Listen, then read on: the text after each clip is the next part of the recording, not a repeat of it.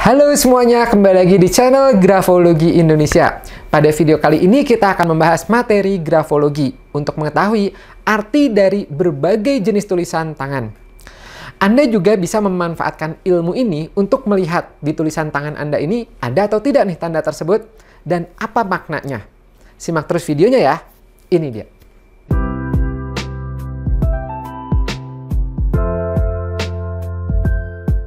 Untuk tanda dari relasi sosial itu ada 5, ya. Yaitu yang pertama, ukuran hurufnya medium ke besar. 2, bentuk hurufnya dominan bulat atau mengalir. 3, kemiringan tulisan atau slantsnya ke kanan. 4, marginnya cenderung ke kanan. Dan terakhir, spasi atau jarak antar katanya relatif dekat. Nah, gitu. Jadi di sini ada banyak ya, ada 5 sini. Nah, dan beberapa udah pernah kita singgung, kita bahas. Kita mulai dari yang pertama, yaitu adalah ukuran huruf medium ke besar. Ukuran huruf ini, masih ingat ya, kata kuncinya adalah minat sosial. Sehingga semakin besar ukurannya, semakin besar juga minat sosialnya, ya, ke arah extrovert, ya gitu. Dan adanya keinginan untuk menjalin relasi sosial. Cuman kekurangannya biasanya kurang unggul di konsentrasi. Kebalikannya adalah tulisan yang kecil. Kalau tulisan kecil berarti ini untuk minat sosialnya tidak terlalu tinggi. Ini suka disebutnya tipe introvert. Ya. Merasa lebih nyaman jika sendiri dibandingkan dengan sesama orang lain. Lebih puas dengan bekerja sendiri, ya, sesuai dengan jadwal waktunya sendiri. Mampu bekerja tanpa harus bertemu banyak orang. Ya. Kemudian orientasinya lebih ke pekerjaan, penelitian, dan sejenisnya dibandingkan terhadap orang lain. Nah, cuman keunggulannya adalah konsentrasinya dia tinggi, ya gitu, itu di sini. Kemudian tadi bentuk kedua adalah bentuk hurufnya relatif bulat atau mengalir, fluidity. Ya, ini adalah contoh yang bulat-bulat tuh yang seperti ini. Ya, ini contoh bulat-bulat kelihatan ya, gitu.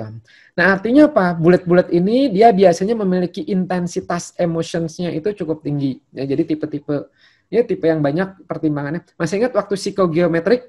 Nah, itu mirip ya, tipe lingkaran. Harmonis, ya, lebih sosial, lebih perasaan, lebih seperti itu. Cuman kekurangannya ya moody ya biasanya. Nah, ini yang bulat-bulat ya. Emotion lebih berperan dalam membuat keputusan. Pertimbangannya lebih dipengaruhi oleh emosi. Dan karena orang-orang ini begitu emosional, mereka dapat dengan mudah pula menyentuh perasaan orang lain, ya, menjalin relasi sosial yang baru gitu. Ini bulat-bulat. Mengalir juga sama ya. Mengalir tuh yang bentuknya kayak fluidity. Ya, ini nggak saya masukkan ke sini. Yang kayak fluidity juga itu tipe-tipe sosial, luwes, ya, fleksibel. Kemudian kebalikan dari yang bulat-bulat itu adalah yang bersudut, ya, yang seperti ini gitu.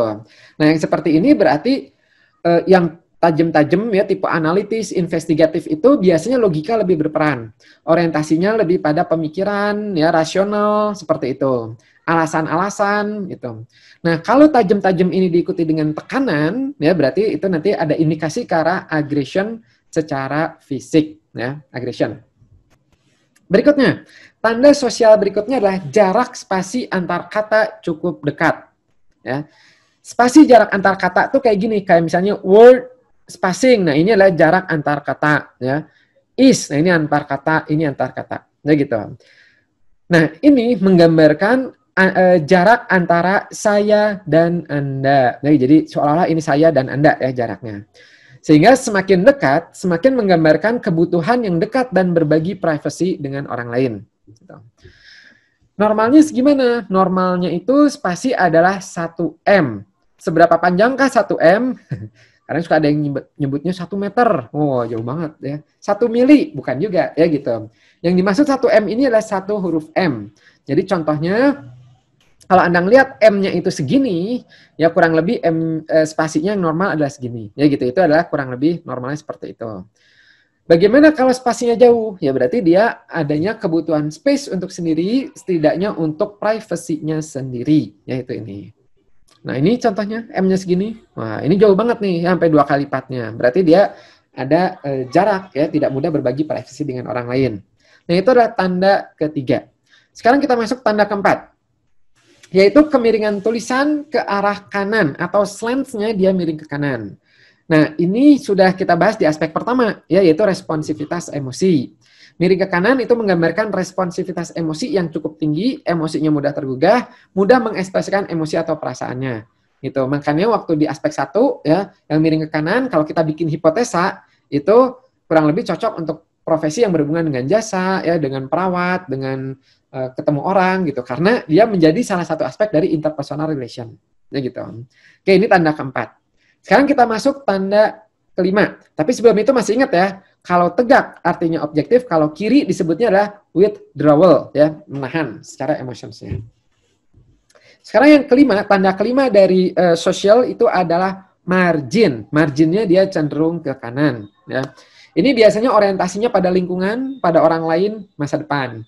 Jadi kalau dalam grafologi, ini sebenarnya mirip kayak grafis ya. Jadi kalau Anda lihat yang di gestaltnya itu ada kanan, ya gitu. Jadi kanan nih kalau Anda lihat tulisannya dari kertas, itu tulisannya dia lebih cenderung ketarik ke kanan. Nah ini nih, ya ini berarti dia orientasinya kanan. Kanan itu banyak maknanya. Apa saja? Kanan itu bisa berhubungan dengan orang lain, dengan lingkungan, dengan masa depan, dengan progressiveness, ya, dengan spekulatif, ya, dengan hal-hal yang baru. Ya gitu, itu figur ayah juga itu biasanya disebutnya itu di bagian kanan, ya, ketarik ke kanan.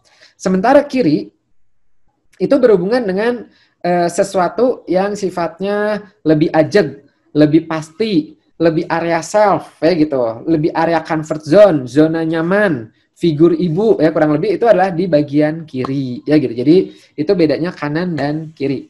Nah, karena di sini kita lagi membahas yang sosial, maka salah satu tipenya adalah dia cenderung ketarik ke kanan. Nah gitu, seperti ini contohnya. Nah, ketika tanda-tanda tersebut muncul, maka ini menjadi indikator bahwa penulis cukup berorientasi pada orang lain. Ya gitu. Dia menikmati relasi sosial dan berada bersama orang-orang itu lebih daripada kebanyakan kegiatan. Jadi maksudnya senang ketika kegiatan-kegiatannya itu tuh ketemu orang, ya gitu, bersosialisasi, ya minimal telepon-teleponan atau kontak-kontakan. Nah itu biasanya orang ini dia lebih senang di situ. Ya. Nah suka disebutnya ini kontak oriented, ya kebutuhan yang tinggi akan kedekatan dengan orang lain, ya gitu, ingin terus-menerus dikelilingi oleh orang-orang, cenderung memilih pekerjaannya juga yang aktif, yang berhubungan dengan orang-orang seperti itu. Ya, cuman tantangannya apa? Cukup sulit untuk bekerja yang membutuhkan kesendirian. Jadi kalau kayak di lab gitu, orang ini kurang cocok, ya gitu, yang lab sendiri, ya gitu, ini biasanya kurang cocok. Kebalikannya adalah yang interpersonal relations-nya rendah.